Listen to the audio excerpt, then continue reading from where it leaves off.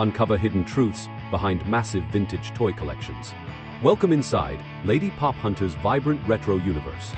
Explore endless aisles, packed with iconic action figures. Join exciting convention adventures, hunting rare nostalgic treasures. Browse through stack after stack of classic vinyls.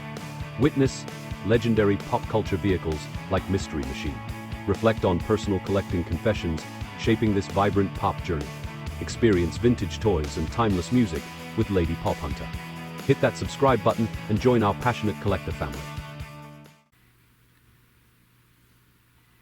Hello everybody, it's me, Lady Pop Hunter here, and today I'm going to bring you my recent toy pickups. And I don't usually do toy pickups that often, but I'm just trying to get more content up on the channel. So I did pick up some very interesting things the last few weeks, and I wanted to share them with you. So I hope that you enjoy what I have to show. But first, I want to say thank you to all of the subscribers that I have. The channel is growing, and I really appreciate each and every one of you that subscribed. And to each and every one of you that watched the video, thank you. I hope that the content I'm putting out is interesting and that you're enjoying it. But I do want to thank each and every one of you for watching the videos and making your comments. It's greatly appreciated. So let's move into the recent toy pickups. So all of these actually came from the Gaston toy show. So that's where these came from. I have this one, Ming the Merciless. And this is from the Praying Mantis toy line. And I remembered seeing this a couple of years ago. I actually thought it was newer than it is. I actually thought this came out in the mid-2000s, like a little past 2010.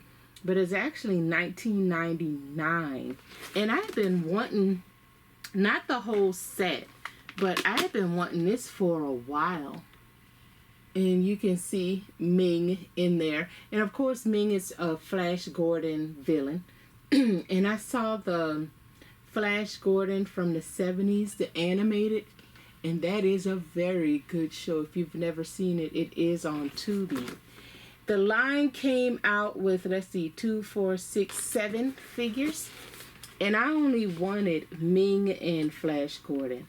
And I was at, I want to say Toylanta this year, 2026, and this guy, he had the entire set, but he wanted to sell it as a set. He refused to sell just Ming and Flash Gordon, so I didn't pick it up. And then when I was at Gaston, the guy, he had the entire set, and I asked him, hey, would you sell it, you know, individually, just 2 pieces? He was like, of course I would. He looked at me like, why would you ask me that? And I told him, and he was like, oh no, if you want just the 2 pieces, I'll sell it to you. And surprisingly, it was very cheap. And when I saw the guy in Toylanta, he didn't really want much for them because they didn't take off. They're a great set, but they didn't do well aftermarket. They sold pretty good in the beginning, but aftermarket they didn't do as well. So you'll see them around, but you can get them literally for $25 or less. So that's the first 2 things I got. And of course, if you can see it, you probably can't see it that well, but right here on this wall at the very top, you have the Mattel Flash Gordon, and then right here you have the Defenders of the Earth right here. So you have Ming in both sets. So now I can add these 2 to it. And again, that's all I'm getting out of this set. I didn't want the rest of it. I just wanted these 2 figures. And then something else that I picked up, never seen these before, so I have no connection to them. Everything in the museum I have a connection to. Either, well, I never had anything as a kid, so I'm not going to say that. But I either watched a movie or I saw the cartoons growing up. So what about to show you now, I've never seen or heard of until I went to the Gaston Con. And when I saw it, I was like, oh wow, that would fit in great with my girl collection. And I have like a really small girl section, but I love everything that's on there, and these are fit in there very nicely. So I have two pieces. The guy had two pieces, and they're called Keepers. And again, I never seen or heard of Keepers before, but I love the colors on it. The colors are just so nice and bright, and that's the one thing about girl toys that I like, the bright colors. Boy toys, they're real dark. To me, they're a little more interesting, but they're darker. The girl toys are more bright, so I really like that. So I got two of them. And David has one of the toy magazines from the year this came out, and I thought it was only 3 because it showed 3 on the back. It's a big line. They're expensive. I went on eBay just to see what they would go for, and you can't find any boxed in the United States. The boxed figures that I saw was from the UK, and Italy, and boy, they wanted a bunch.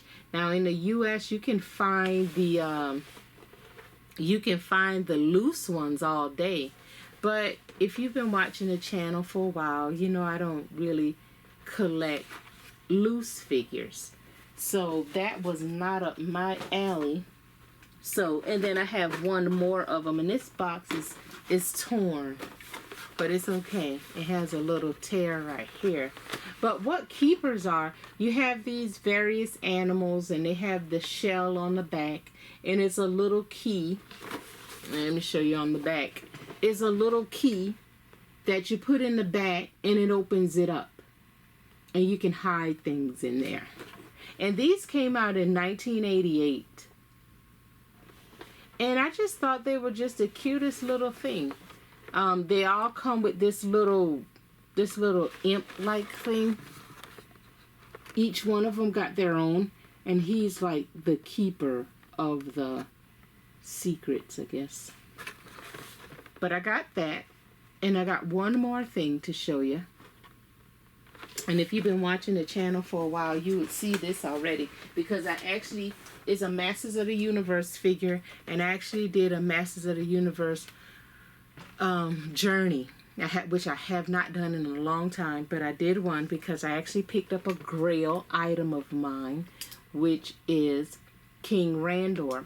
And I've always said, and it's true, every time I go to a show, and if I saw a King Randor, it was always graded. I've never seen him at the show just on a card.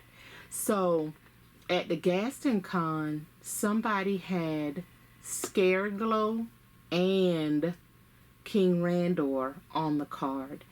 And the Scareglow, I knew he was going to be expensive, and I thought the King Randor was going to be more expensive than he was. And the guy was like, well, if you buy both, I'll give you a really good deal. And I'm like, yeah, it'll probably be a good deal, but my pockets wouldn't be able to afford it. I got the price that I was hoping for with the help of a friend. And I asked him, how much would the 2 be? And I was like, no, there's no way I could swing that. So I only got the 1, and that's the King Randor. And it's fine, you know. If I don't ever get Scareglow, it's okay. But one day I might actually save up enough pennies, and I'll see a Scareglow at the show, graded, non-graded, and he'll be affordable, and I'll pick him up. But yeah, that's what I got. And that's what I got, my recent toy pickups. So again, I just want to thank everybody for taking the time out, clicking on the channel to see what we're adding to the museum. The museum is constantly growing, and we bringing things to you. We're growing with toys, with comics, and of course with vinyl records. We're starting to get more posters in. So please keep watching. See what we have and the things that we're doing, the discussions that we're having. We really appreciate each and every one of you. So until next time, thanks for watching.